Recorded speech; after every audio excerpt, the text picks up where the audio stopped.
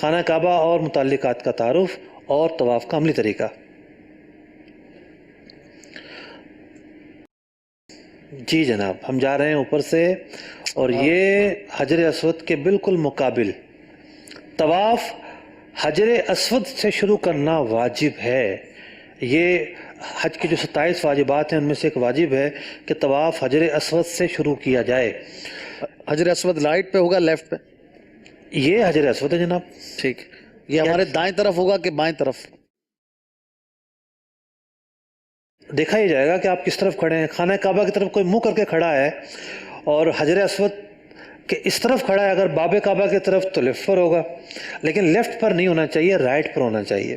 میں آگے بتا رہا ہوں اس کا۔ اچھا، یہ جو خول نظر آ رہا ہے، اس خول کے اندر حجر اسود کے پتھر رکھے ہوئے ہیں۔ پہلے تو حجر اسود ایک ہی پتھر میں تھا، لیکن حالات مختلف ہوتے رہے۔ ایک ایسا بھی دور آیا کہ حجر اسود کو لوگ چرا کر لے گئے تھے، مصر لے گئے تھے، اور وہاں سے پھر کئی سالوں کے بعد واپس لایا گیا۔ اس خول کے اندر حجر اسود ہے، اور اس کونے کو رکن اسود کہتے ہیں، اور یہ جو خول ہے یہ حجر اسود ہے۔ آگے چلتے ہیں، حجر اسود سے تھوڑا آگے بڑھیں گے، باب کعبہ نظر آ رہا ہے اور حجر اسود نظر آ رہا ہے۔ باب کعبہ اور حجر اسود کے درمیان جو حصہ ہے خانہ کعبہ کا، اس حصے کا نام ہے ملتزم۔ جب بھی ملتزم کا تذکرہ آئے گا اس سے مراد یہ حصہ ہوگا، بڑا بابرکت حصہ ہے۔ ملتزم وہ جگہ ہے، ویسے تو پورا خانہ کعبہ ہی مقام قبولیت ہے، لیکن بطور خاص ملتزم بھی ایک مقام قبولیت ہے۔ عمرہ کرنے والا جو ہے، عمرے سے فارغ ہونے کے بعد اس کے مقابل آ کر دعا کرے، یہ اس کے لیے مستحب ہے اور یہ قبولیت کی جگہ ہے۔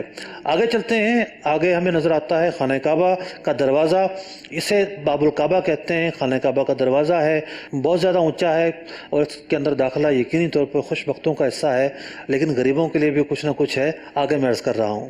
جی آگے بڑھتے ہیں۔ اب جو کونا آپ کو نظر آ رہا ہے، اس کونے کا نام ہے رکن عراقی۔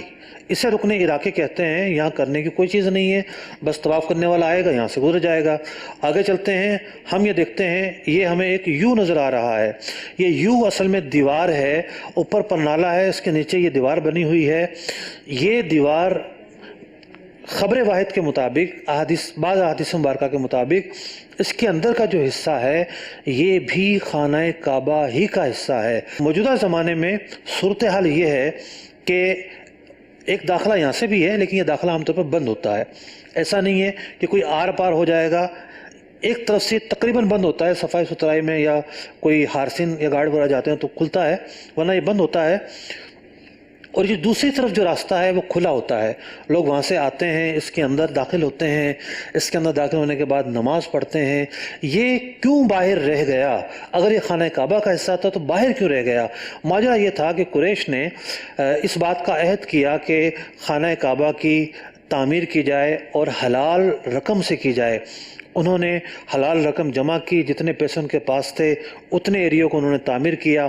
نبی اکرم علیہ السلام جب مکہ مکرمہ کی خدمت آپ کے سپرد ہوئی، لوگوں نے یہ کہا کہ جناب اسی بنیادوں پر خانہ کعبہ کو آپ تعمیر کیجئے۔ حضرت سیدنا ابراہیم علیہ نبینا علیہ السلام نے جن بنیادوں پر تعمیر کیا تھا، تو پیارے آقا علیہ السلام نے جو فرمایا اس کا خلاصہ یہ تھا کہ خانہ کعبہ میں بار بار تبدیلی لوگوں کو متزلزل نہ کر دے، اس لیے انہی بنیادوں پر قائم رکھا گیا کہ جو قریش نے قائم کی تھیں، اور یہ حصہ باہر رہ گیا۔ دوسرے الفاظ میں آپ یہ بھی کہہ سکتے ہیں غریبوں کے لیے اس میں راستہ کھلا ہے، جب جائیں داخل ہو جائیں، دعا کریں، عبادت کریں، نفل پڑھیں۔ اور چونکہ وہاں ہر ایک کی رسائی نہیں ہوتی، زیادہ تر ایسا ہی ہوتا ہے کہ تگڑی شخصیات جاتی ہیں، عام شخصیات نہیں جاتی۔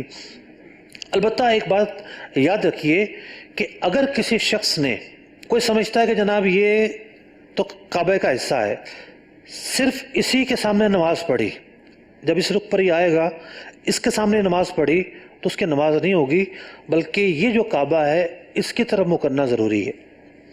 یہ مسائل یہاں تو نہیں ہوتے، جب بندہ مطاف میں اترتا ہے، مسجد الحرام میں اترتا ہے، تب وہاں کعبے کے مسائل ہوتے ہیں۔ یہ بھی ایک عجیب بات ہے اشفاق بھائی، واقعی بہت وہاں کعبے کے مسائل بہت زیادہ ہوتے ہیں، اتنے زیادہ ہوتے ہیں۔ ہوٹل میں جا کے سب سے بڑی دشواری یہ ہوتی ہے قبلہ کس طرف ہے، قبلہ، کیونکہ اگر آپ کا ہوٹل اس طرف ہے تو آپ نے یوں منہ کرنا ہے، اس طرف ہے تو آپ نے یوں منہ کرنا ہے، اس طرف ہے تو آپ نے یوں منہ کرنا ہے. تو ہوٹل بھی بدلتے رہتے ہیں. حاجی کبھی عزیزیہ میں ہوتا ہے، کبھی قریب آتا ہے، کبھی دور آتا ہے. حج سے پہلے ہوٹل کہیں اور ہوتا ہے، بعد میں کہیں اور ہوتا ہے. تو قبلے کی دشواری بڑی مشکل ہو جاتی ہے. اور مسجد میں اتر کے بھی ایسا دیکھا گیا ہے کہ بعض لوگ بڑے آرام سے مکر کے نماز پڑھتے ہیں، دیکھا جائے تو کعبہ ان کے سامنے نہیں ہوتا. جب کعبہ نظر آ رہا ہو، یعنی مسجد الحرام میں یہ حکم ہے، بالکل مواجہت ضروری ہے. اب 45 ڈگری والا معاملہ نہیں ہوگا. اچھا 45 ڈگری والا معاملہ باہر ہے، صحیح مطلب آبادی میں تو ہوگا، یہاں نہیں ہوگا. یہاں مواجہت ضروری ہوگی. صحیح. تو یہ تھا حتیم، اسے حتیم کہتے ہیں. وہ شعر سنا دیں نا آپ تو ایسا لگتا ہے ہمارے سلسلے میں کوئی نعت خواہ ہی نہیں ہے. نہیں بالکل ہے نعت خواہ. آغوش کھولے ہیں جن کے لیے حتیم. آغوش شوق کھولے ہیں جن کے لیے حتیم. آغوش شوق کھولے ہیں جن کے لیے حتیم. وہ پھر کے دیکھتے نہیں یہ دھن کدھر کی ہے. وہ پھر کے دیکھتے نہیں یہ دھن کدھر کی ہے. آغوش کہتے ہیں باہیں پھیلانے کو. اعلیٰ حضرت کا ایک تخیل ہے، اور اعلیٰ حضرت کے تخیل پر اگر بات کی جائے تو یہ جو کلام ہے اعلیٰ حضرت کا، تخیلات کا سمندر ہے. ہر شعر میں وہ عشق و محبت کا تخیل پیش کیا ہے. فرماتے ہیں یہ حتیم گویا کہ آغوش کھولے ہوئے آ جاؤ میرے اندر، آ جاؤ میرے اندر. جب ہم مکے جاتے ہیں تو مکے کی محبت، لیکن جب ظاہر مدینہ جانے لگتا ہے، اگرچہ کہ آغوش کھولے ہوئے ہے لیکن اس کے اوپر تو دھن تاری ہے مدینہ جانے کی، پھر تو بس وہ مدینہ ہی جا رہا ہوتا ہے. کیا بات. آگے چلتے ہیں. پرنالہ آپ کو نظر آ رہا ہے. اس پرنالے کو کہتے ہیں میزاب رحمت. میزاب فارسی کا لفظ ہے، پرنالہ کہہ لیں یا میزاب کہہ لیں. تو یہ برکت کے یہ نام بتایا جا رہا ہے، ورنہ حج کے اعمال کا پرنالے سے کوئی تعلق نہیں ہے. لیکن وہاں کی ایک ایک انچ، ایک ایک خطہ، ایک ایک حصہ ہمارے لیے عشق و محبت کا سبب ہے، عشق و محبت اور دل میں قرار کا سبب ہے. اور بات چل رہی ہے تعارف خانہ کعبہ پر، اس لیے بیان کیا گیا اسے میزاب رحمت کہتے ہیں. آگے چلتے ہیں. خانہ کعبہ کا جو اب اگلا سرا آئے گا اسے رکن شامی کہتے ہیں. خانہ کعبہ سب کا ہے. رکن عراقی، رکن شامی، رکن یمانی. جو کونا عراق کی طرف تھا اس کا نام رکھ دیا رکن عراقی. جو کونا ملک شام کی طرف تھا اس کا نام رکھ دیا رکن شامی. جو کونا ملک کے یمن کی طرف تھا اس کا نام کیا پڑ گیا؟ رکن یمانی. تو یہ ایک اجتماعیت ہے. خانہ کعبہ سب کا ہے. چلیں آگے چلتے ہیں جناب. یہ ایک دیوار ہے، اس دیوار کا نام ہے مستجار. رکن شامی اور یمانی کے درمیان جو دیوار ہے مستجار کہتے ہیں. مستجار کا معنی ہے پناہ مانگنے کی جگہ. لوگ یہاں آ کر پناہ مانگا کرتے تھے، یہاں جمع ہوا کرتے تھے، امن ملتی تھی. مستجار اس کا نام پڑا. اگلی دیوار پر آتے ہیں. اگلی دیوار کا نام ہے رکن یمانی. رکن یمانی بہت ہی مبارک کونا ہے، اور استلام تو یہاں نہیں ہوتا. طواف کرنے والا جب گزر رہا ہوتا ہے اس کے لیے مستحب یہ ہے کہ چوم لے یا اس پر ہاتھ لگا لے پھر آگے گزرے. رش نہ ہو جب بھی ایسا کر سکتا ہے، ورنہ نہیں. آگے چلتے ہیں. ایک ایک جہت کی، ایک ایک زاویے کی اپنی ہی بات ہے. اس دیوار کا نام ہے مستجاب. اللہ اللہ. دعا قبول ہونے کی جگہ، اجابت کی جگہ. اس لیے کہتے ہیں کہ 70,000 فرشتے یہاں آمین کے لیے جمع ہوتے ہیں. سبحان اللہ. جو دعا کرتا ہے اس پر آمین کہی جاتی ہے، اس لیے اس دیوار کا نام پڑ گیا مستجاب.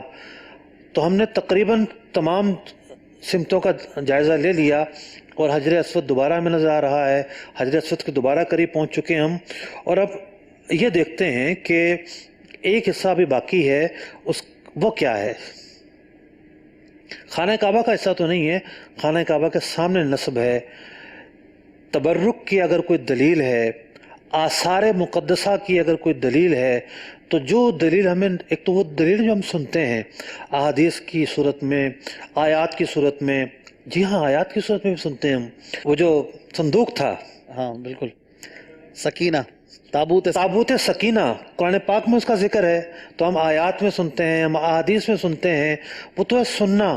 اگر بات دیکھنے کی ہو تو دیکھنے میں سب سے بڑی نشانی موجود ہے۔ سبحان اللہ، یہ جالی ہے، اس جالے کے اندر چاندی کے 2 کٹورے ہیں، ان کٹوروں کے اندر 2 مٹی کے حصے رکھے ہوئے ہیں، اور ایک حصے پر حضرت سیدنا ابراہیم خلیل اللہ علیہ نبینا علیہ صاحب السلام کا دایاں قدم چھپا ہوا ہے، اور ایک حصے پر بایاں قدم چھپا ہوا ہے۔ ان کے قدموں کے نشان چھپے ہوئے ہیں، اللہ کے نبی کے قدموں کے نشان اتنے عظیم ہیں، رہتی دنیا تک، قیامت تک خانہ کعبہ کے سامنے نصب رہیں گے۔ اللہ، واتخذوا من مقام ابراہیم، اللہ تعالیٰ نے اس کا ذکر قرآن میں فرما دیا، واتخذوا من مقام ابراہیم مصلی، اس جگہ کو جائے نماز بنا لو۔ افضل جگہ جو ہے اس کے پیچھے ہے، حاجی اس کے پیچھے آئے، خانہ کعبہ اور اس کے سینے کے درمیان یہ مقام موجود ہے، اس مقام کو مقام ابراہیم کہتے ہیں۔ تو تبرک کی کتنی اعلیٰ مثال موجود ہے۔ سبحان اللہ، آثار مقدسہ، انبیاء کے جو نشانیاں ہیں، ان کے جو آثار ہیں، ان کے جو لباس کے حصے ہیں، اس کی کتنی نشانیاں موجود ہیں۔ یہاں رکھنے کا مقصد کیا ہے؟ برکت سے بڑھ کر کیا مقصد ہو سکتا ہے؟ بہرحال کی ایک نشانی ہے جو ہمیں سکھاتی ہے کہ تبرک کی، آثار کی کیا اہمیت ہوتی ہے۔